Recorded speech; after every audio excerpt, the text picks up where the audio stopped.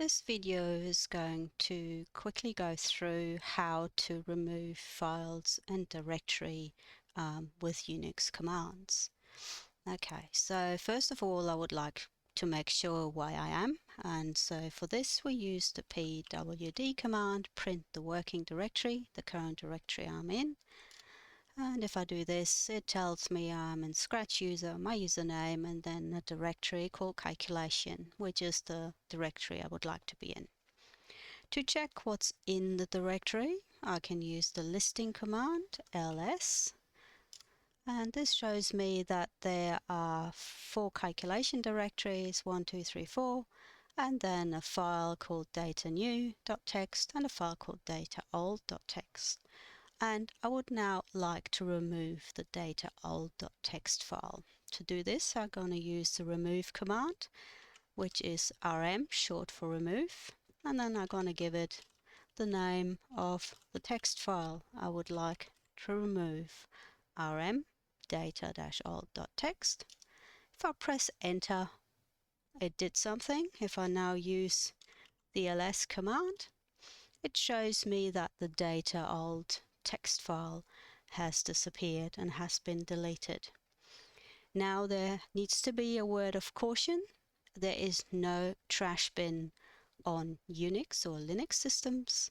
If you delete a file, it is gone. So there's no reversal of this.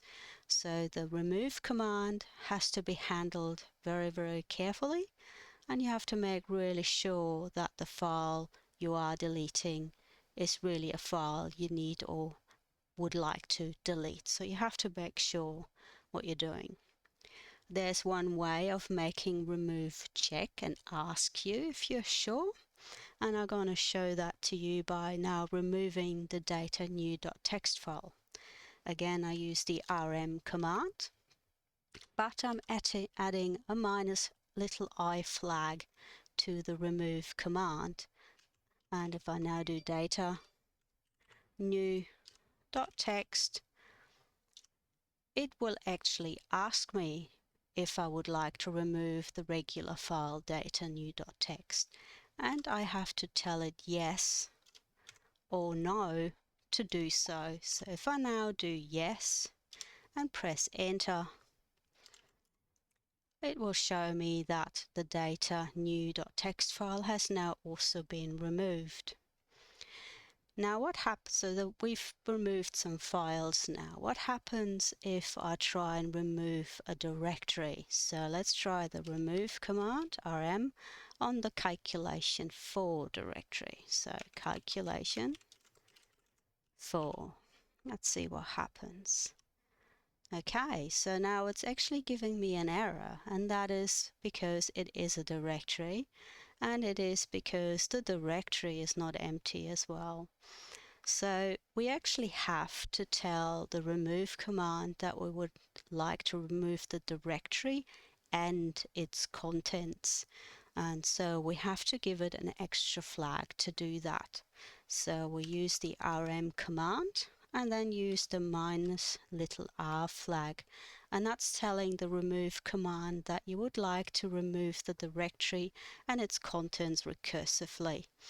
And so if I then do calculation 4, it will now remove this directory and its contents. So that's why the remove command is rather, you need to be careful with that, because if you do this, it will basically remove the directory and everything that's in it. And it will not ask you unless you make it so.